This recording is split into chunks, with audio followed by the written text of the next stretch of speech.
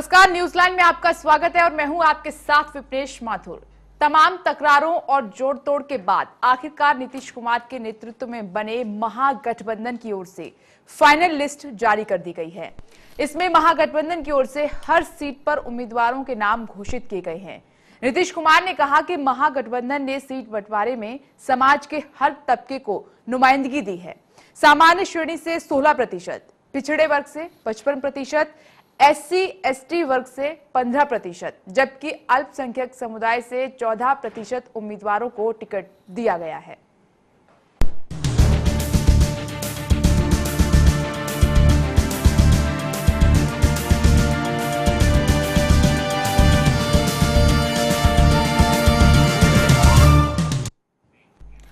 महागठबंधन ने एक सीट छोड़कर बाकी 242 सीटों के लिए उम्मीदवारों की लिस्ट जारी कर दी है। गौर करने वाली बात यह है कि महागठबंधन ने जातिगत समीकरणों को खास ख्याल में रखा और वहीं परिवारवाद भी महागठबंधन में साफ दिखा है।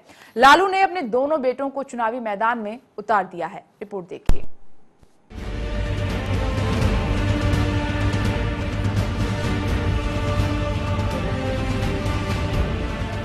बिहार चुनाव के लिए महागठबंधन ने 242 उम्मीदवारों का ऐलान कर दिया है। मुख्यमंत्री नीतीश कुमार ने एक प्रेस कॉन्फ्रेंस में इसका ऐलान किया। नीतीश ने बताया कि इसमें समाज के सभी वर्गों का प्रतिनिधित्व है। सबसे ज्यादा पिछड़ा वर्ग के उम्मीदवारों को टिकट दिया गया है।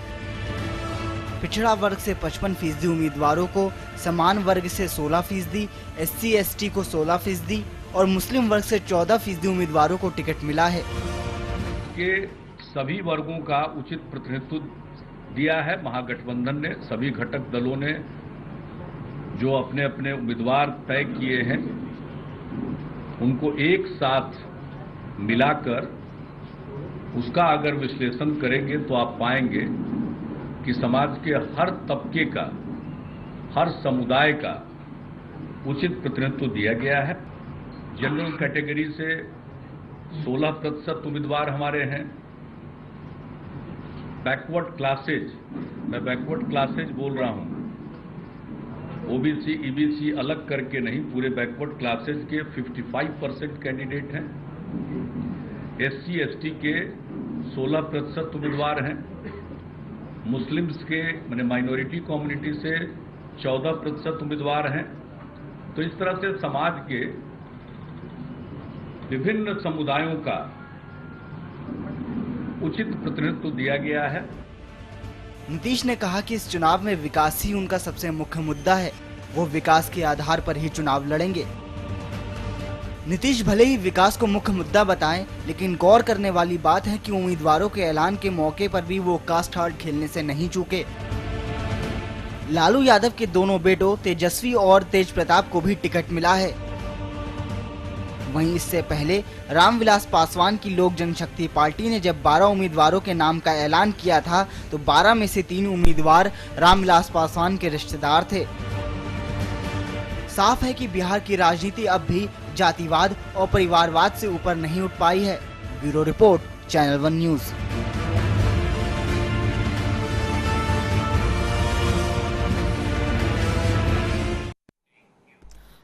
तो वाकई में समाजवाद का नारा लेकर JDU और RJD आगे बढ़ी और जिस तरीके से सीटों का बंटवारा किया गया है उसमें भले ही महागठबंधन ये कह रहा है कि विकास हमारा एजेंडा है, विकास हमारा मुद्दा है, लेकिन सीटों का बंटवारा जिस आधार पर किया गया है उसमें जातिवाद साफ नजर आ रहा है, परिवारवाद साफ नजर आ रहा है।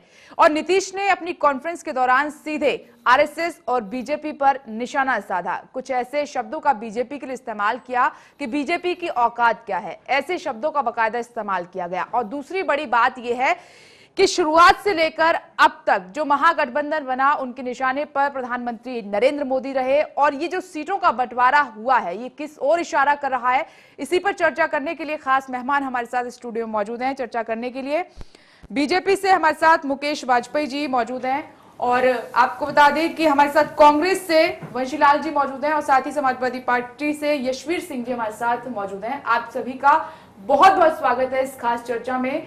सबसे पहले चर्चा की शुरुआत मैं करना चाहूंगी वंशीलाल जी, आपसे जिस तरीके से सीटों का बंटवारा हुआ है, 243 सीटों में से 242 सीटों पर उम्मीदवारों का जो नाम है उनका ऐलान किया गया है, उम्मीदवारों की लिस्ट का सामने आई है ये।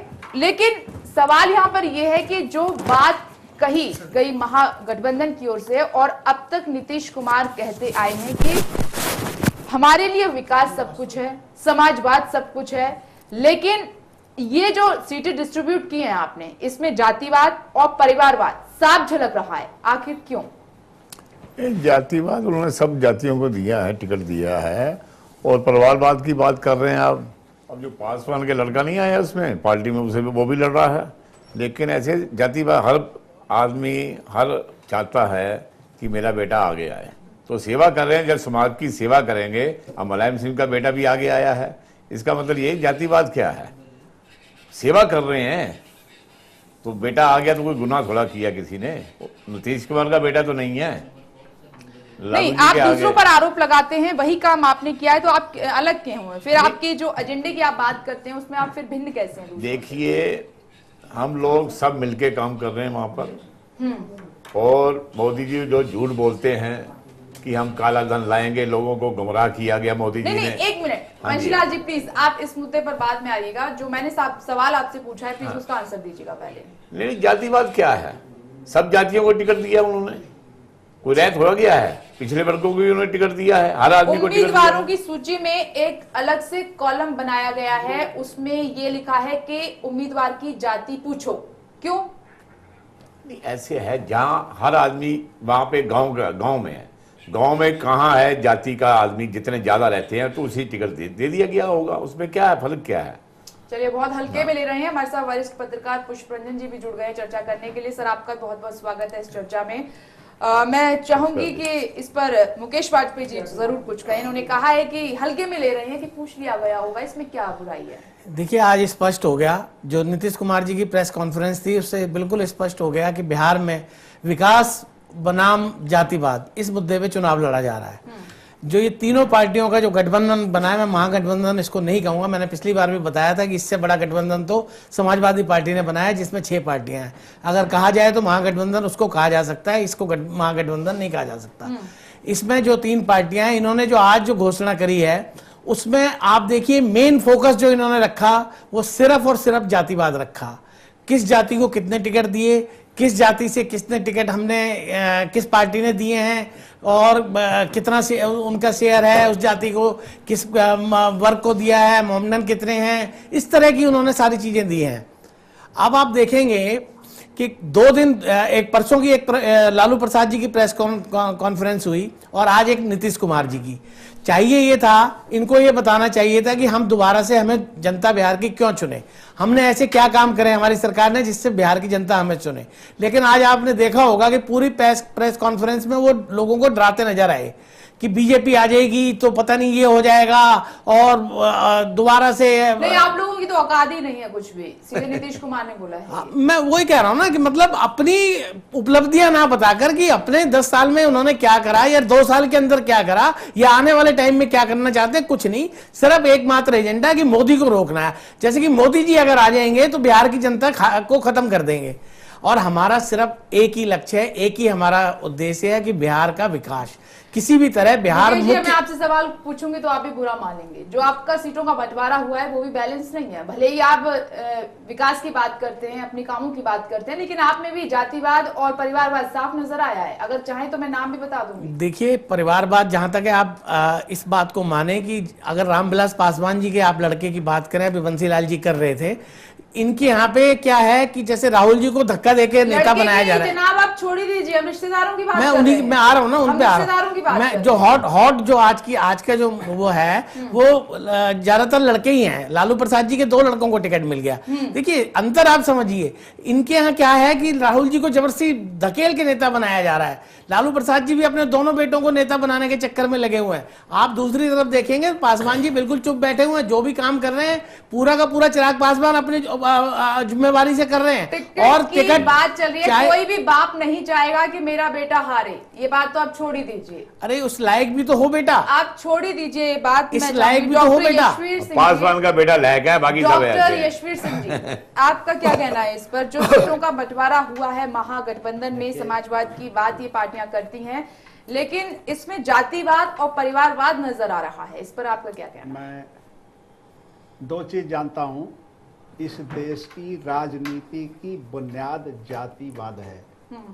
किसी को गलतफहमी हो तो वो राजनीति का विश्लेषण करना बंद कर दे। हिंदुस्तान की यहाँ जात के नाम पर वोट पड़ने का पहला प्रीफरेंस है।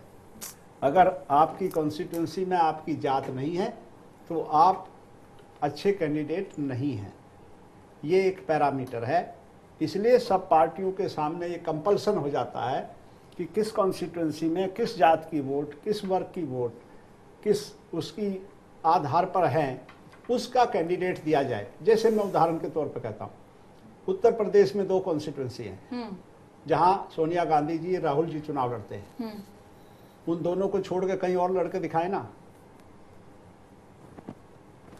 नहीं यशवीर जी, ये क्या क्या आप अखिलेश जी बात चुनाव पूरी जीते सुनिए। हैं? अखिलेश जी चुनाव जीते क्या एक जाति के आधार पर जीते हैं? मैं कहूँ वहां कम से कम प्रीफरेंस तो है कि यहाँ 15%, 20% मेरी जाति का वोट है।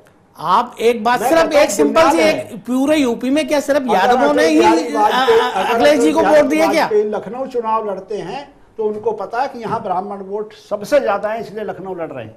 देखिए, इसलिए कड़वी सच्चाई है, राजनीति की बुनियाद नहीं, वो जात मैं एक्सेप्ट इस- कर रहे हैं, नहीं Yes. एक्सेप्ट कर रहे हैं यशवीर जी की सभी पार्टियों की बात करें, Yes. इंक्लूड उनकी भी party, Yes, yes. Samajwadi party की भी हाँ, बात करें, वो सबकी किसी को है। बख्श नहीं रहे हैं। सबकी नहीं है। मैं वही कह रहा हूँ कि वो गलत, वो नहीं, उनका वो खुद को सोचना भी गलत। गुनहगार ठहरा रहे हैं। नहीं, उन्होंने उनका कहा कि सोचना- जो देखिए, बाकी की पार्टियां करती ये हैं वो बुनियाद है। समाजवादी ये पार्टी भी बिल- करती है। नहीं नहीं बिल्कुल ठीक कोई है, पार्टी लेकिन ऐसी मैं नहीं एक है। बात ये जानना चाहता हूं कि समाजवादी पार्टी को इतने वोट मिले क्या सिर्फ एक जाति के मिले क्या? देखिए, जब आदमी के जीत, जहां आप पे लोकसभा मुझे इलेक्शन सवाल देखिए जहां पे देखिए, लोग, आपकी शिकायत तो दूर हो जाती है, वो तो बात कर रहे हैं कि उन्होंने भी जो कास्ट कार्ड है वो खेला है, वो तो मान रहे हैं, एडमिट कर रहे हैं, शिकायत तो आपकी नहीं दूर हो रही है। कैंडिडेट नहीं होगा तो उस कॉन्स्टिट्यूंसी में उसको वोट कौन देगा? मुकेश जी, आपकी शिकायत जो है उससे पहले ही उन्होंने पहले बोल दूर दिया कर है, दी। अब नहीं, सवाल तो उठता ही ये नहीं बुनियाद है ठीक है। राजनीति की। पुष्परंजन जी, जातवाद। सर, जिस तरीके से महागठबंधन जो बातें करते आया है और जो एजेंडा रहा है इनका समाजवाद का, बड़ी बड़ी बातें करना कि हमारा विकास ही एजेंडा है, इसके अलावा कुछ नहीं है, लेकिन जो सीटों का बंटवारा हुआ है वो साफ तौर पर दिखाई दे रहा है कि किस आधार पर इन्होंने सीटों का बंटवारा किया है। खासकर ये कॉलम बड़ा खटक रहा है जिसमें ये पूछा गया है कि प्लीज आप उम्मीदवार की जाति पूछेगा पहले। नहीं, देखिए, प्रेस कॉन्फ्रेंस में भी आज नीतीश कुमार ने जिस तरह से जाति की घोषणा की कि फला फला जाति या समुदाय को दिया हमने, ये भी एक तरह से दर्शाता है। और आज ये कड़ी सच्चाई बोल रहे हैं कि बिना जाति के तय ही नहीं होता उम्मीदवार। जो उम्मीदवार के प्रोफाइल आते हैं यहाँ पर पार्टी ऑफिसेज में, वहाँ भी उम्मीदवार अपनी जाति की चर्चा करता है, मैं फला जाति से हूँ, उस जाति का वोट इतना है। इतनी वोट है। ये कड़वी सच्चाई जिसका आईना ही दिखा रहे हैं, तो फिर हम ये ढोंग, ये पाखंड क्यों करते हैं? बिल्कुल। सबसे बड़ा प्रश्न ये है कि ये पाखंड हम क्यों करते हैं? हम धर्मनिरपेक्ष राष्ट्र हैं, हम जाति विहीन समाज चाहते हैं। आप यूथ को एक तरह से बरगला रहे हैं। हम सब के सब जो नए मतदाता हैं उनको भी गलत दिशा हम दिखा रहे हैं। आप संविधान में डाल दीजिए ना कि जाति के आधार पर ही हमारा देश चल रहा है। हमारे देश में जो चीज़ें तय हो रही हैं, गांव का विकास तय हो रहा है, स्मार्ट सिटी का कंसेप्ट है, या कोई भी इंडस्ट्री हमें लगानी है, जाति के आधार पर हम लगाएंगे। एक वो पैमाना आप तय कर दीजिए, सब चीज जाति से ही हम सोए, जगें और जाति से ही सोए रात को, जाति को ही जपते रहें। यूनिवर्सिटी से लेके हर जगह आप देखिए, मोहन भागवत जी ने एक तरफ आरएसएस के जो संस्थापक जो अध्यक्ष हैं वो कह रहे हैं कि जाति ये आरक्षण को रिव्यू किया जाए, एक तरफ राजस्थान में जाति का आधार पर आरक्षण दिया जा रहा है। तो कोई इकोनॉमिक आधार पे नहीं, इकोनॉमिक आधार पे आपने दिया, लेकिन गुजरों को इकोनॉमिक के आधार पर नहीं दिया आपने। आप डबल बात मुकेश जी मत कीजिए, दोनों है उसमें, दोनों ही है उसमें, कास्ट भी है, आर्थिक है ना। एक तो चीजें हैं, आप क्या चाहते हैं, आप समाज को किस दिशा में ले जाना चाहते हैं? आज भी बिहार में, हम फिर बिहार पे लौटते हैं कि एनडीए ने एनडीए का बेस है सवर्ण मतदाता, 85 सीटें दी गई हैं सवर्णों को और 26 यादव को दिया गया, बाकी राजपूत या और भी जो कास्ट है। तो कास्ट का आधार तो रहा है। लाख आप विकास की बात करें, कास्ट की का शंख तो शुरू में ही आदरणीय भाजपा अध्यक्ष ने फूंक दिया था वहां पर कि हमारे जो प्रधानमंत्री जी हैं वो पिछड़ी जाति से आते हैं। तो जाति का बोध तो आपने वहीं उस शुरू में ही उसका शंख फूंक दिया था, एक नजीर कायम हो गया था। तो आगे वो चल रहा है, वो लगातार चल रहा है वो।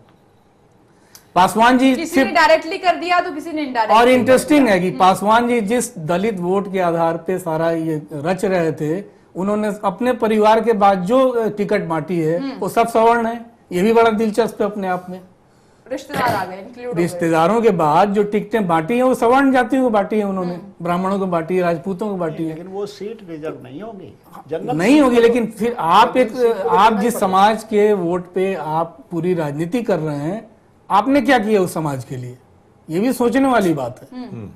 यानी कि एक ही थाली के चट्टे बट्टे, बिल्कुल, कोई भी अलग नहीं है। बिल्कुल। चाहे बात महागठबंधन लाख दावे ये करे कि हम विकास के दम पर चल रहे हैं, विकास हमारा नहीं, एजेंडा है। पाखंड है, सीधा सीधा ये पाखंड हो रहा है चुनाव के नाम पर। पार्टियों ने टिकट के नाम पर जाति का को दिखा रहे हैं कि जाति विहीन हम सब कुछ कर रहे हैं, पाखंड हो रहा है। बिल्कुल, ये एक हकीकत है जो डॉक्टर यशवीर सिंह ने कही है कि बिना जाति के तो वोटिंग हो ही नहीं सकती देश में। मुकेश जी, अब कुछ कहेंगे आप? नहीं, मैं बिल्कुल इस नहीं, बात मैं को बताता नहीं हूं, मैं सिरे से बताता हूं, नकारता हूँ। मैं एग्जाम्पल देता हूँ। जॉर्ज फर्नांडिस बिहार से कितनी बार एमपी जीत के आए, उनकी तो वहां जात नहीं थी, बिहार से जीत करके आए, सोशलिस्ट पार्टी से जीत के आए। अपने क्या नाम है, कर्पूरी ठाकुर इतनी छोटी जाति से थे, नाई जाति से, वो कितने बार मुख्यमंत्री रहे, सबसे प्रिय नेता थे वहां।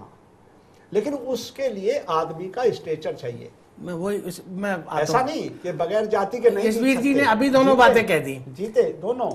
बिल्कुल। अब यशवीर जी दो बातें कह रहे हैं आप कि जाति के दम पर भी चुनाव लड़े जाते हैं, बिना जाति के दम पर भी, देने में प्रेफरेंस उसी का, बिना जाति के दम पर भी चुनाव लड़े जाते हैं। यानी कि दोनों बातें सामने निकल कर नहीं, मोदी जी बनारस में जीते हैं तो जाति के नाम पर नहीं जीते। मैं वही कह रहा हूँ, गलत सोच है। बिल्कुल सही, बिल्कुल सही कह रहे हैं। मैं आपको बता रहा हूँ, देखिए आपको अंतर समझना होगा। सोनिया गांधी, राहुल गांधी भी जाति के नाम पर नहीं जीते। बिल्कुल नहीं। आप दो तरफा ये सोच। देखिए मैं आपको बताता हूँ, मैं इसको समझना नकारता हूँ। समझना ये कौन सी जाति के कितने आदमी रह रहे हैं वहाँ पे। मैं इस बात से सहमत हूँ कि जाति व्यवस्था है और जाति के आधार पर लोग बाग वोट देते थे।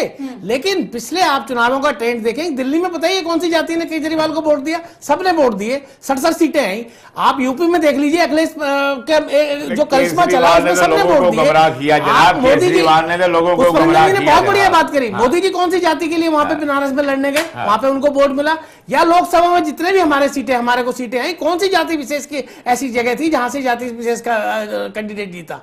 हमारे मुस्लिम जहां पे ज्यादा वोट थे वहां से भी हिंदू कैंडिडेट जीता। तो देखिए लोगों में जागरूकता आ रही है धीरे धीरे कि जाति के आधार पे हम लोग बहुत जातिवादी सह चुके, जातिवादिता सह चुके। अब हमें विकास के नाम पे वोट देना चाहिए। जो पार्टी इस बात को नहीं समझ रही है वो गलतफहमी में है और उसको इसका खामियाजा भुगतना पड़ेगा, जैसे कि पिछले इलेक्शन में लालू प्रसाद जी भुगत चुके हैं। इसी तरह से ये जाति का कार्ड खेल रहे हैं, लेकिन इस चुनाव के बाद ये जाति का कार्ड खेलने लायक नहीं रहेंगे। और मैं पुष्परंजन जी की बात से बिल्कुल पूरी तरह सहमत हूं कि जाति है एक हद तक, लेकिन उसके बावजूद भी आज का जो मतदाता है उसमें कुछ परसेंटेज ऐसा है जो ये देखता है कि उसकी क्रेडिबिलिटी कितनी है, कैंडिडेट का अपना चेहरा क्या है, उसको क्या बोल रहा है, किस तरह का उसके ऊपर विश्वास करें या ना करें। ये चीज माइनर, ये चीज जो है प्राइमरी हो गई है। जाति है, मैं इस बात को मानता हूं कि हर जगह से जाति खत्म हो गई, ऐसा नहीं हुआ, लेकिन अब वो नहीं, अब वो चीज धीरे धीरे खत्म होती जा रही है। जो युवा पीढ़ी आ रही है, जी एक बात आपको माननी पड़ेगी कि आज का जो मतदाता है, जो एजुकेटेड है, वो समझने लगा है और जो ग्रामीण इलाकों में लोग रहते हैं वो भी समझते हैं। नहीं, अब जानबूझ के पार्टी, अब जानबूझ के पार्टी, अब पार्टियां ये बात जातिवाद की करती हैं, लेकिन अगर आप आम इंसान से बात करेंगे जाके तो वो जाति का नाम नहीं लेते हैं। वो चाहते हैं कि हमारा विकास हो जाए किसी भी तरीके से। ये तो पार्टियां हैं जो अपने राजनीतिक हित के लिए ऐसी बातें करते हैं। ठीक है सर, हम स्टूडियो में बैठे हैं जी, लेकिन जमीनी हकीकत बहुत अलग है। हम चुनाव प्रचार में जाते हैं, गांव में सभा में जाते हैं, उसी सभा में भीड़ ज्यादा होती है जिस गांव में मेरी जात के लोग हैं। कौन आया? डॉक्टर यशवीर आया, सुनने आएंगे।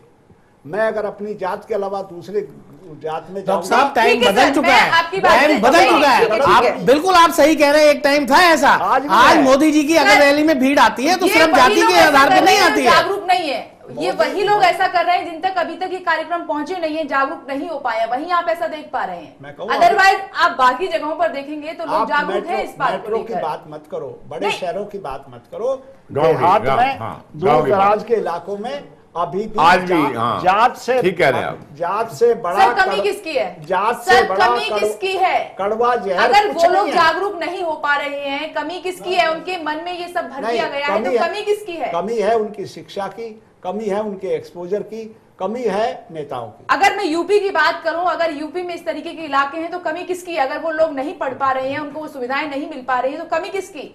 मैं कहता हूँ कमी सरकारों की है। बिल्कुल। और फिर कोई ये काम सरकारों का है। फिर लोगों को दोष मत दीजिएगा। नहीं, लोगों को दोष नहीं मत दीजिएगा मैं कि कह वो रहा हूं- अपने तरफ के लोगों की तरफ भी खिंचाव करते हैं। अगर नहीं, आप है ऐसे वो, कार्यक्रम मैं- जो आप वादे हाँ, करते हैं चुनाव प्रचार के मैं दौरान कह कि रहा हम हूं, ये कर देंगे, ये वो कर बहुत देंगे, कड़वी वादे कोई पूरे नहीं असलियत में किए। जमीन पर वो काम करके दिखाएं तो मोदी- ये दूर हो जाए दिक्कत। मोदी जी ने काम ऐसे पूरे वंशीलाल किए जी, बताइए आप। वंशीलाल जी, मोदी जी ने कहा था, एक मिनट, मोदी जी ने कौन सा काम हाँ। किया था देश ने वोट हाँ दी? बताइए।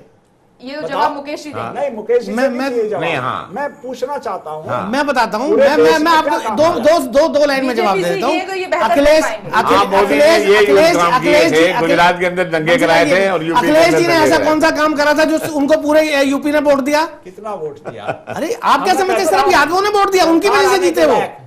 केवल 30। अरे नहीं एसबीर जी, आप जिस टाइम की बात कर रहे हैं वो खत्म हो सुनो चुका। गौर से। आप अखिलेश जी जब जीते हैं, पूरी मेजोरिटी आई है, तो उसमें सिर्फ यादवों का योगदान नहीं था, सभी का था, सभी का था। सभी का था। मैं वही कह रहा हूं कि मोदी जी के टाइम पे भी सभी का था, केजरीवाल के टाइम पे भी सभी का था। आप किसी एक जाति के नाम पे वोट नहीं ले सकते, नहीं जीत सकते। हाँ, ये जरूर है कि उस जाति वर्ग के आपको वोट थोड़े ज्यादा मिल जाएंगे, आप बात लेकिन तो अगर सुनिए, आप वाजपेयी साहब, बात तो कहें कि सुनिए, सिर्फ उसी जाति, तैयार नहीं। अब बात तो सुनिए जनाब। बहस इसलिए नहीं करते खामखा बहस करने। नहीं, आप गौर से सुन लीजिए। आप सुनो। अखिलेश की पार्टी जीती है, 216 सीट जीते हैं। उन 216 सीट में कितने मुसलमान जीते, कितने गुर्जर जीते, कितने जाट जीते, कितने राजपूत जीते, कितने ब्राह्मण जीते, वो इंपॉर्टेंट है। मतलब आप इस बात को मान रहे हैं कि आप जाति की वजह से जीते? मैं कहूँ सब जीतते हैं। आप हमें कह रहे कोई भी आदमी बगैर जात के नहीं जीतता जब तक कि वो बहुत बड़ी पर्सनालिटी ना हो। वंशीलाल जी, मेरे एक सवाल मैं का ये आप कह रहा जवाब हूं। दीजिएगा। हाँ जी, हाँ जी। आप महागठबंधन में हैं इस वक्त, जाहिर सी बात है उम्मीद आप भी करते हैं कि सीटें आपको मिलें। ठीक है, यहाँ पर इशारा मुझे ब्रेक के लिए हो रहा है, सवाल बहुत इंपॉर्टेंट है, मैं पूछूंगी आपसे एक छोटे से ब्रेक के बाद। आप देखते रहिए चैनल 1 न्यूज।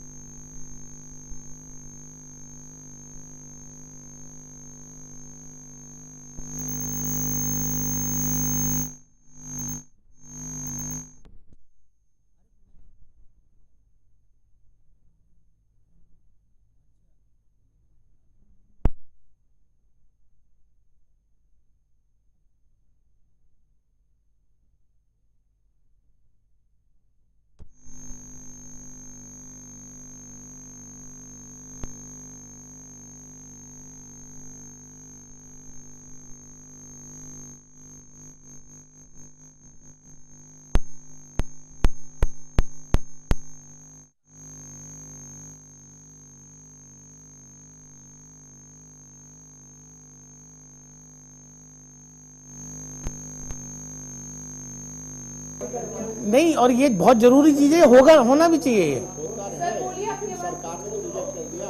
सरकार इलेक्शन में कौन हारेगा? सरकार आपने मुझे अभी ऑनर नहीं है अभी, मैं तो उसमें आ गया ना, तो उसमें आ गया ना, वो फ्रेम तो आ गया ना। अच्छा, मैं हम बातें में ऑनर कैसे? अभी पीछे का एक इंसिडेंट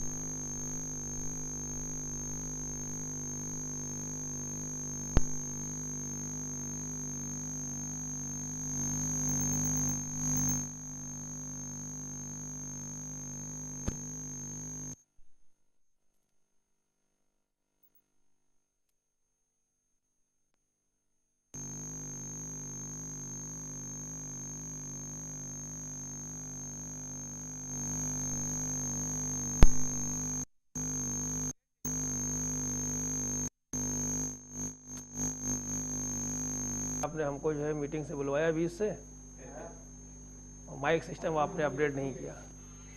आ रही आवाज पहुंची? चलो वेरी गुड, हमारा आना हमारा सफल रहा।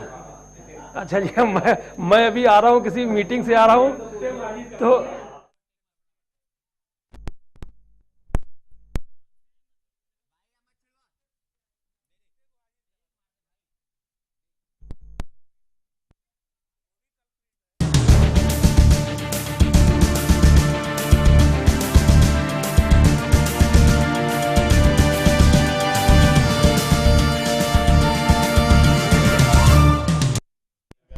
जाति ही पूछो उम्मीदवारों की, ये सवाल हमने इसलिए उठाया है क्योंकि महागठबंधन समाजवाद की बात करता है, विकास की बात करता है, लोगों के अच्छे की बात करता है, एक समानता की बात करता है। बावजूद इसके उम्मीदवारों की जो सूची है उसमें अलग से कॉलम दिया गया है कि जाति पूछो आप हर उम्मीदवार की। आखिर फिर ये क्या दर्शाता है?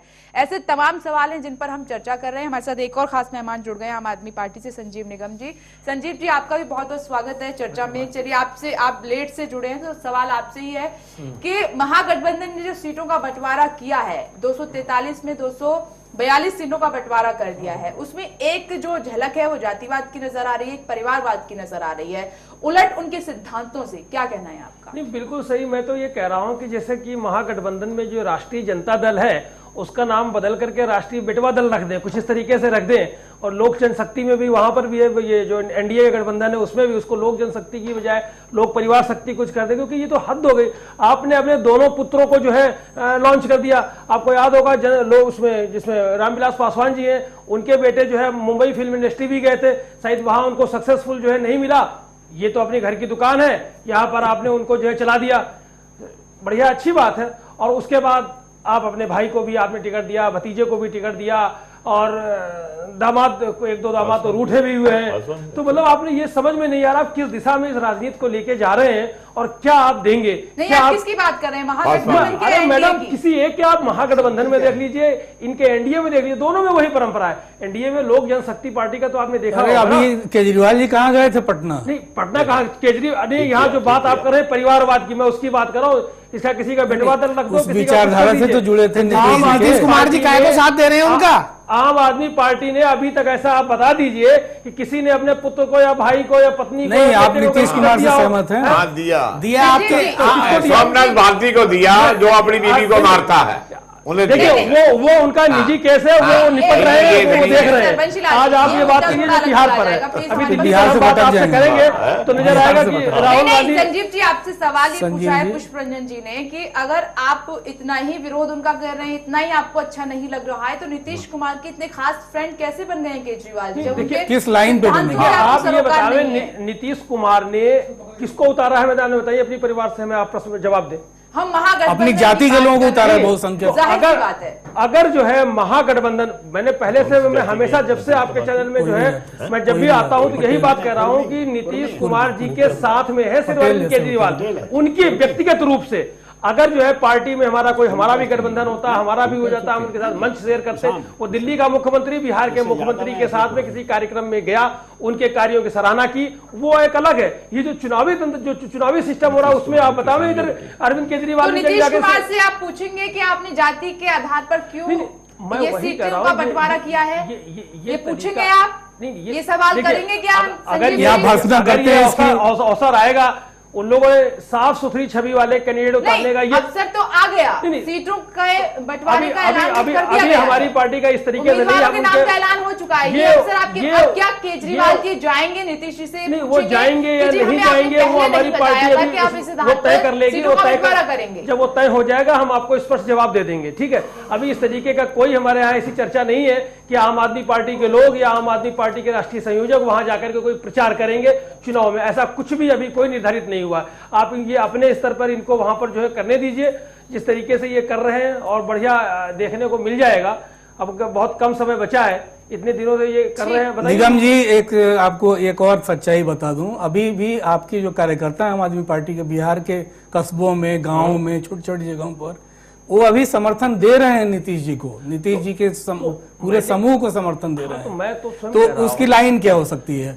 आप ऐसे व्यक्ति को जो आदमी जातिवाद के आधार पर राजनीति कर रहा है, प्रेस कॉन्फ्रेंस में कहता है कि हम फला जाति को, फला वर्ग को हमने टिकट दिया है, वैसे व्यक्ति को समर्थन आम आदमी पार्टी के कार्यकर्ता क्यों करे?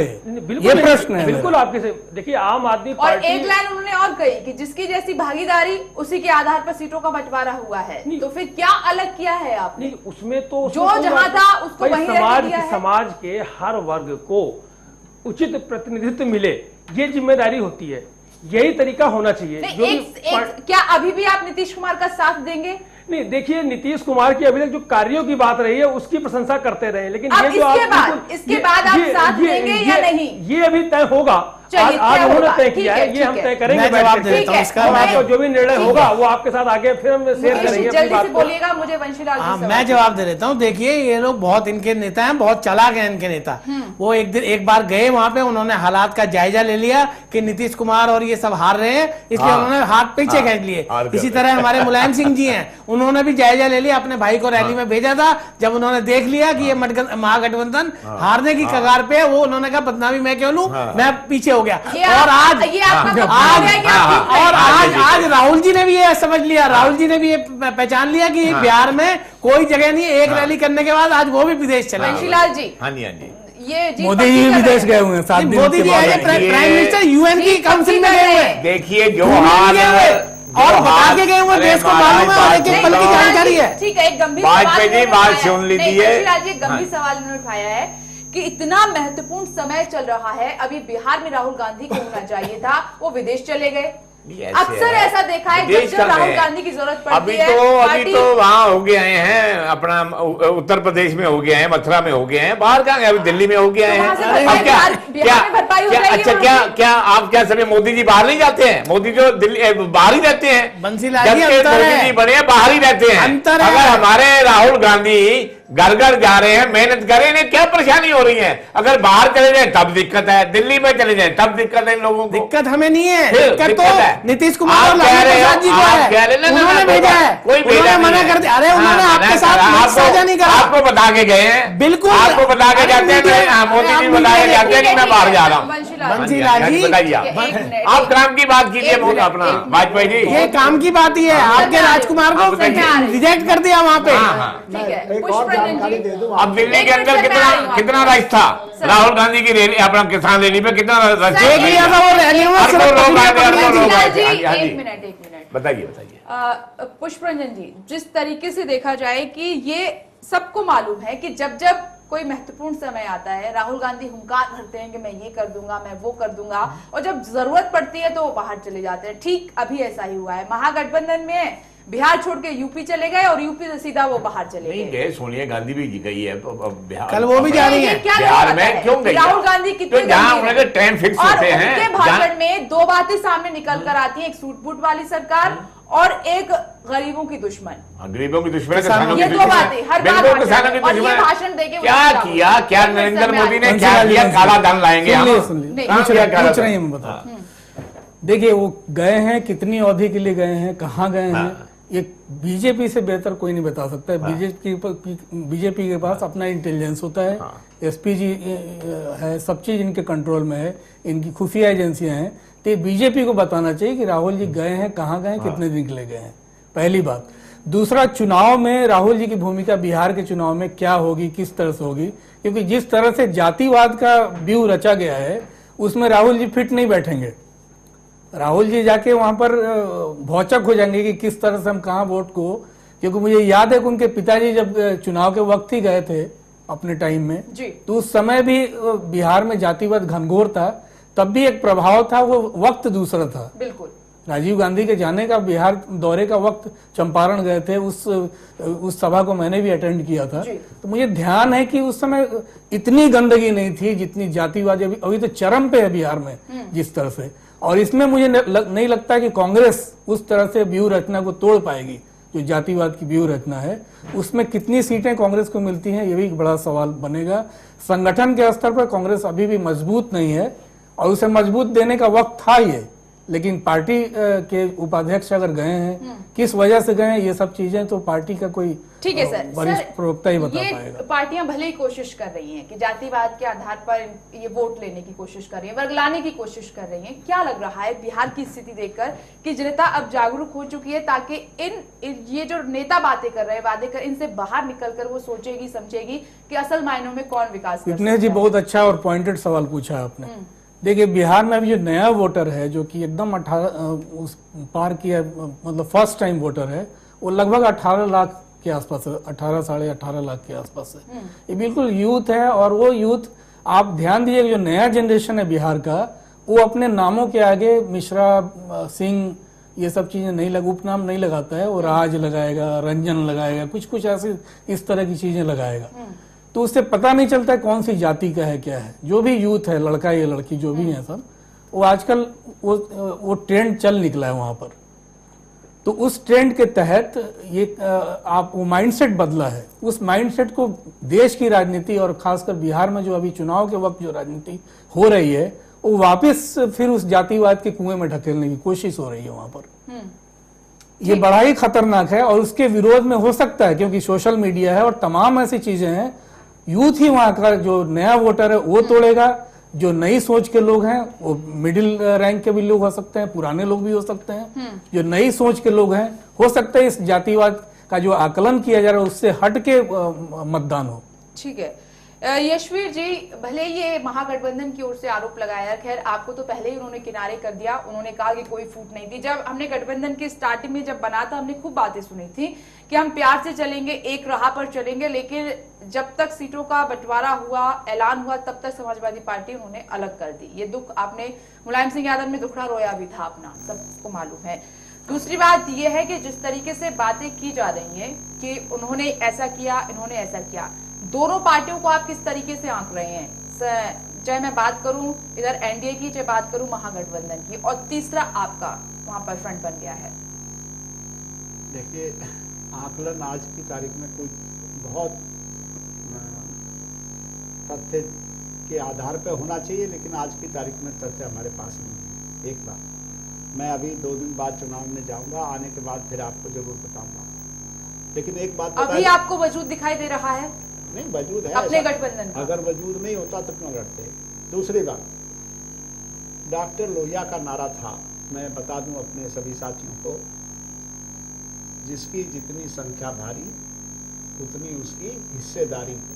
ये बुनियादी सवाल पहली बार डॉक्टर लोहिया ने इस देश में उठाया था, और वो उसमें संख्या भारी का मतलब ये था जात का।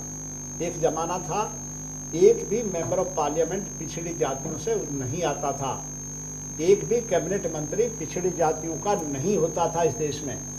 ये डॉक्टर लोहिया का स्ट्रगल था, समाजवाद का स्ट्रगल था कि उन्होंने पिछड़ी जातियों को लामबंद करने का काम किया और इस देश के दबे हुए पिछड़े हुए लोगों को जगाने का काम किया। उस समाजवाद को आप लोगों ने परिवारवाद में बदल दिया। मुलायम सिंह जी ने बदल दिया, लालू जी ने बदल दिया, है ना, परिवार, पासवान जी ने बदल दिया, परिवारवाद में बदल दिया आप लोगों ने। इस देश में एक ही परिवार है, सबसे बड़ा। क्यों संसद में सबसे ज्यादा मुलायम जी का परिवार है? एक ही परिवार है। क्यों है आखिर? कौन सा समाजवाद? वो है नेहरू परिवार।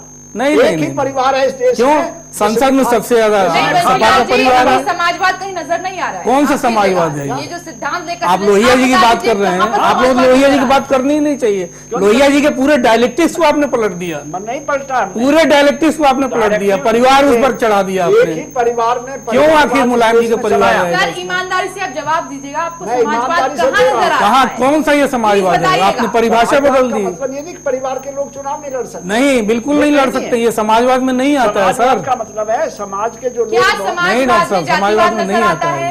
क्या समाजवाद में परिवारवाद नजर आता है? आप ये भी समाजवाद की डेफिनेशन फिर क्या रह जाती है? समाजवाद की डेफिनेशन है कि सरकार जो है वो बहुसंख्यक के लिए, समाज के लिए होना चाहिए, सर ये अभी दिखाई न कि कुछ एलीट क्लास के लिए, न कि कुछ एलीट क्लास के लिए। सर माफ कीजिएगा, अभी समाजवाद बिल्कुल नजर नहीं आ रहा है। जिस तरीके से जिस ट्रैक पर पार्टियां चल रही हैं और आप जिस तरीके से चल रहे हैं, मुकेश जी अब इल्जाम लगाने का जो वक्त है वो शायद खत्म हो चुका है।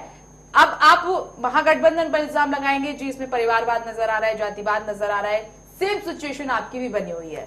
तो यहाँ पर ये इल्जाम लगाना, शिकायत करना ये भूल ही जाइए। अरे हम तो लगा ही नहीं रहे, हम तो सिर्फ एक बात पे, एक चीज पे। आपने कहा कि हम विकास की बात बिल्कुल बिल्कुल बिल्कुल, लेकिन जब सीटों का बंटवारा हुआ उसमें नजर नहीं आया। उसमें भी ये नजर आया कि कुछ लोग किसी का बेटा सेवा करना चाहता है तो वो सेवा ना करे। अगर डॉक्टर का बेटा डॉक्टर बन जाता है तो गलती करता है, वो एग्जाम नहीं देगा, नहीं बन सकता। नहीं, हाँ तो एग्जाम देगा तो जो बेटा राजनेता उसका बेटा है, मैं आपको जो सेवा करता है उसका बेटा क्या सेवा नहीं कर सकता? वो उसका बेटा जो नेता बनता है उसका बेटा को अगर सेवा करना चाहे कर नहीं सकता वो, उसे बाहर निकाल दोगे। ये इसमें ये नजर आया है कि कुछ लोग ताक में थे कि जैसे ही मौका आएगा हमारे जो पीछे हैं उनको हम फ्रंट पर कर देंगे।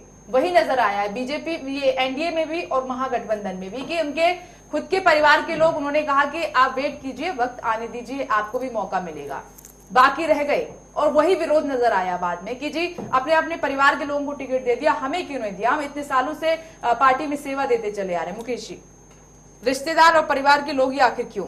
नहीं देखिए, नहीं आज हालत ये थी, आपको बीच में टोक रहा हूँ, माफी चाहूंगा। पटना में बीजेपी दफ्तर में ताला लगाना पड़ा, जहाँ टिकट बांटने का जो सीन था वहां पर ऐसी मार धाड़ हुई, कुर्सी तोड़ो कार्यक्रम चला कि ताला लगाना पड़ा, सुरक्षा कर्मियों को बुलाना पड़ा। ये हालत क्यों पैदा हुई आखिर? ये उसी का नतीजा है। देखिए मैं इस बात से सहमत हूँ कि ऐसा हुआ है वहां पे, और वहां पे सिर्फ बीजेपी के ऑफिस में नहीं, जनता दल में भी दूसरे ऑफिस में भी, बिल्कुल दूसरी जगह भी हुआ। यही मैंने सवाल पूछा कि फिर ये नौबत आखिर क्यों आई? नहीं, ये देखिए कुछ अति उत्साहित जो मैं इनकी बात आपके पास से कुछ अति उत्साहित कार्यकर्ता होते हैं जिनकी उम्मीद होती है कि शायद हमारे को टिकट मिल जाए, हमारे उस नेता को टिकट मिल जाए, लेकिन हमारा नजरिया दूसरा होता है टिकट देने का कि विनेबल कैंडिडेट कौन है वहां पे। ये परिवारवाद का जो रिजर्वेशन चला आ रहा है, ये कर लिया है, ये आखिर क्यों फिर दिखावा क्यों किया जाता है? देखिए हमारे अगर टॉप आप लीडर्स देखेंगे, चाहे अडवाणी जी हो, जोशी जी हो, जब वक्त आता है तो काम मैं बता हमारे टॉप लीडरशिप देखेंगे, अगर अडवाणी जी हो, वाजपेयी जी हो, मोदी जी हो, जोशी जी हो, जोशी जी को फट्टे लगा दिया है। आप देखिए उन लोगों ने इसका पुरजोर विरोध करा और अपने परिवार को कभी अपनी राजनीति के साय में भी नहीं आने दिया। और लेकिन अब ये ट्रेंड चल चुका है, अब तो मतलब नालायक से नालायक लड़के को भी राजनीति में धक्का दिया जाता है कि किसी तरह से वो अध्यक्ष बन जाए, नहीं तो उपाध्यक्ष बन जाए, नहीं तो प्रधानमंत्री के पद का दावेदार बन जाए। इस तरह की हाँ दूसरे मतलब उंगली पकड़ के चलाना सिखाया जाता है। तो ये चीज तो आज की राजनीति में कमी है। जहां तक जैसे जो जाति, जैसे पिछली लोकसभा इलेक्शन में टूटा है जाति का मिथ जो था, और आप देखेंगे बिहार के इलेक्शन के बाद में ये जो जातिगत राजनीति करने वाली पार्टियां हैं, इनको था नहीं मिलेगी। अगर ये महागठबंधन से ज्यादा एनडीए में मुझे परिवारवाद नहीं, मैं मानता हूँ इस बात को, मैं बिल्कुल पुत्रों को ही टिकट दिया, मैं बिल्कुल एनडीए में ज्यादा हो रहा है, मैं बिल्कुल मानता हूँ इस बात को। लेकिन जनता अपनी सजग है कि जनता अगर अपने इन लोगों को सबक सिखाने पे आ गई तो ना परिवारवाद रहेगा ना जातिवाद रहेगा। आप देखेंगे जो जाति का ठेकेदार बनती है पार्टियां, उनका वजूद खत्म हो जाएगा। मुकेश जी, वैसे व्यक्ति को आप लोग गठबंधन में क्यों लाए? पासवान जो परिवारवाद कर रहे हैं, उनको विकास के नाम पे एजेंडे पर आप लड़ रहे हैं बीजेपी में, आप ऐसी क्या मजबूरी है? देखिए लोकतांत्रिक व्यवस्था में एनडीए में एक बात और नजर आई है कि जो इनके अपने लोग थे उनको इतना तवज्जो नहीं दिया गया है, जो दूसरे दल से लोग आए हैं उनको ज्यादा तवज्जो दी गई है। मुकेश जी क्यों? क्या मैं सुन नहीं पाया? क्या दूसरे दल से जो लोग आए हैं उनको ज्यादा तवज्जो दी गई है, जबकि आपके साथ पार्टी के साथ जितने सालों से लोग जुड़े हुए थे उनको भूल गए आप? नहीं, हमारे यहाँ पे देखिए हमने सबसे पहले सीटें डिक्लेयर करी अपनी, हमारे जो आप चाहेंगे तो मैं नाम बता दूंगी। नहीं, होंगे, मैं मना नहीं कर रहा हूँ, होंगे, जरूर होंगे, आए होंगे। अगर कोई हमारी विचारधारा को अपना समझ के और वहां पे जीतने वाला कैंडिडेट और हमारे पास आता है तो हम उसको टिकट देंगे, जरूर देंगे। और नयों को पकड़ नहीं, मैं सुनिए ना, हमारे देखिए देखने का तरीका अलग है। हम सिर्फ ये चीज नहीं देखते कि उसकी जाति क्या है इसलिए टिकट दे दो। कि मौके को कैसे भुनाया नहीं नहीं, कौन जीतने वाला है और वहां पे उसकी इमेज क्या है, हम इस चीज पे ध्यान करते हैं। और हमारी पार्टी हमारी विचारधारा को सूट करता है कि नहीं करता, हमारी विचारधारा को मानता है कि नहीं मानता, या सिर्फ मौका परस्त है कि मौका मिला तो आ गया और उसको टिकट मिल गया, ऐसा नहीं बिल्कुल भी। तो हमने तो इस बात पे काफी पहले भी, आप लोकसभा चुनाव में भी आपने देखा होगा कि सिर्फ एक ही सबका साथ सबके विकास के नारे पे चुनाव लड़ा था, जीते थे, और वही नारा आज भी। संजीव जी, आपने सबकी बातें सुनी, अब आपका क्या कहना है? सबकी बातों का भी वाजपेयी जी जवाब दे रहे थे कि जो जीतने वाला प्रत्याशी होता है हम उसे टिकट देते हैं। दिल्ली में इन्होंने देख लिया, हर्षवर्धन के नेतृत्व में 32 सीटें आई थी और इन्होंने उनका मुंह पीछे करके और दिल्ली में जो लाए थे मैडम किरण बेदी जी को, वो भी देख लिया।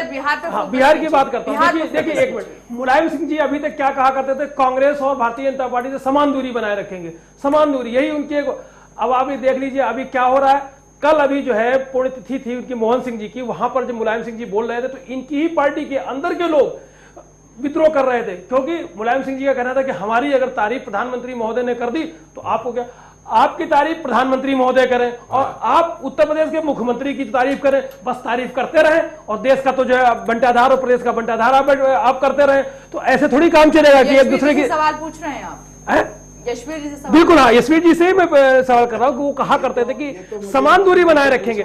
समान दूरी क्या, जब जो यूपीए की गवर्नमेंट होती है तो वो जो है यूपीए की तरफ लुढ़क जाते हैं, और जब एनडीए की गवर्नमेंट होती है तो वो एनडीए की तरफ, और कहते हैं हम समान दूरी बनाए रखेंगे। क्या समान दूरी बनाए रखेंगे, मुझे समझ में नहीं आ रहा। बिहार में जाकर अरविंद केजरीवाल की तरह है कि जो कहते हैं वो कभी करते नहीं। अरविंद केजरीवाल देखिए 5 साल के लिए बैठे, आप देखिए 5 साल में क्या पूरी तस्वीर बदल देंगे, जो अभी पिछले 20 साल में नहीं किया है, नहीं हो पाया है। आमूल परिवर्तन, सब चीजें हो रही है धीरे धीरे। नाश हो गया, वो फंड नहीं दे रहे हैं, धीरे धीरे सब काम हो रहा है। हम उस तरीके से काम नहीं कर रहे हैं कि जैसे कि अभी तक का सरकारों ने किया है। हम बहुत सी नई नई चीजें, बहुत सी नई नई परंपराएं बिहार में उसमें लाने में जरूर थोड़ी सी मुश्किलें आ रही है। क्या करोगे? मुश्किलें आ रही है बिहार में, क्या करोगे? बिहार में हम क्या कर रहे हैं? बिहार में तो हम लड़ने जा नहीं रहे चुनाव। निगम जी कुछ बिहार में हम चुनाव लड़ने नहीं जा रहे हैं। नहीं, चुनाव मत लड़े निगम जी, बिहारी मतदाता बहुत सारे हैं बिल्कुल है। दिल्ली आप कैसे इंटरेक्ट करेंगे, यहाँ से दिल्ली से कैसे आप तीर दागेंगे, प्रक्षेपास्त्र दागेंगे बिहार के चुनाव में? मैंने कहा आम आदमी पार्टी के समर्थक जो लोग हैं वो अगर पसंद करते हैं, जिसको पसंद करते हैं उसको दे चुके हैं। नहीं, आप दिल्ली में से मैसेज तो देंगे ना। आम आदमी पार्टी सीधे चुनाव में दिल्ली के बहुत सारे मतदाता बिहार में भी मतदाता हैं। मैं वही कह रहा हूँ, हमारी पार्टी के जो लोग हैं वहां पर मौजूद जो भी वातावरण है जिसको वो पसंद करते हैं उसको ले। आ रहे हैं। मैं पुष्प रंजन जी, आपने ध्यान दिया होगा जब नीतीश कुमार ऐलान कर रहे थे तो उनकी जितनी भी उन्होंने टाइम लिया बोलने में, उसमें आरएसएस ज्यादा झलका, बीजेपी ज्यादा, आरएसएस को पॉइंट, एक बेचैनी बहुत ज्यादा नजर आई कि टिकटों पर इतना फोकस नहीं था उनका, वो तो जल्दी से खत्म कर दिया, सीधे वो आगे ज्यादातर आरएसएस पे फोकस था। और बीजेपी के लिए तो उन्होंने जिस शब्द का इस्तेमाल किया वो वाकई में चौंकाने वाला है। उन्होंने कहा कि बीजेपी की कोई औकात नहीं है। आगे क्या ये इस तरह की भाषा जो है स्वीकार्य नहीं होता है। कम से कम बीजेपी किसी भी पार्टी को, मतलब कम से कम इस तरह की भाषा का इस्तेमाल, खासकर जो शिखर पे बैठे हुए नेता हैं कि उसकी औकात नहीं है, ये राजनीति के उसको ऐसे लालू जी कह रहे थे अभी, लालू जी की भाषा ही एक तरह से जो नीतीश जी उस भाषा में बोल रहे थे, तो यही हुआ कि बीजेपी का फिर कोई कार्यकर्ता या कोई मिडिल लेवल का नेता उसी भाषा का इस्तेमाल करेगा। तो ये धीरे धीरे क्या होगा कि राजनीतिक मतलब वहाँ प्रदूषण होगा एक तरह से, इस तरह की भाषा के इस्तेमाल होगा, काउंटर कोई करने के लिए करेगा। तो ये कम से कम नीतीश जी जैसा गंभीर आदमी इस तरह की भाषा न प्रयोग करे तो ज्यादा अच्छा लगेगा, क्योंकि फिर शुरू हो जाएगा, फिर प्रक्षेपास्त्र शुरू हो जाएंगे। चुनाव आयोग को इस पर ध्यान देना चाहिए। चुनाव आयोग को कम से कम जो भाषा मंच पे बोला जा रहा है, जो भाषा प्रेस कॉन्फ्रेंस में इस्तेमाल हो रहा है, उस पर कम से कम नियंत्रण रखने की आवश्यकता है, मुझे जैसा लगता है। और एक सवाल सर ये कि चाहे ये पार्टियां कुछ भी कर लें, जातिवाद और परिवारवाद साफ झलकता है। भले ये मंच पे जाकर कुछ भी हुंकार भर दे कि जी हम विकास के नाम पर ये करते हैं, नहीं तो उसे लिखित कर देना, अपने मैनिफेस्टो में डाल दें। कॉलम बना देते हैं, साफ दिखाई दे रहा है कि परिवारवाद और रिश्तेदारी को कितना निभा रहे हैं, आप बाकी लोगों को भूल रहे हैं। जितने जी पार्टियों को चाहिए कि अपने मैनिफेस्टो में भी डाल दें कि हम जाति के आधार पर सब कुछ तय करते हैं, मतदाता भी जाति के आधार पर वोट दे हमें। हमारा विकास के साथ साथ जाति मूलक विकास हम करते हैं। अच्छा लगेगा ये कहना, लेकिन क्यों को स्वीकार कर ले, लोगों को ऐसे बेवकूफ तो ना बनाए, मंच पर खड़े होकर भाषण देकर। नहीं, आज जो नीतीश कुमार जी की प्रेस कॉन्फ्रेंस में ये झलका है, उन्होंने साफ तौर पे एक लाइन खींच दी है कि मैं इस जाति के लिए ही करूंगा, ये जाति को टिकट दे रहा हूं और ये जाति के लिए नहीं, उस तरह से तो आप लोगों ने भी जो सीन दिखा है, आप भी उसी हमाम में खड़े, उसी हमाम में आप भी खड़े हैं, बाकी लोग भी खड़े हैं। आप सभी का बहुत बहुत शुक्रिया इस चर्चा में शामिल होने के लिए। एक बात तो साफ जाहिर होती है यहाँ पर कि भले ही नेता कुछ भी कह ले, भले ही पार्टियां कुछ भी कह ले मंच पर खड़े होकर कि हम विकास के नाम पर वोट लेंगे, विकास के नाम पर ये कर देंगे, लेकिन वक्त आता है तो जातिवाद और परिवारवाद साफ दिखाई देता है। आप देखते रहिए चैनल 1 न्यूज।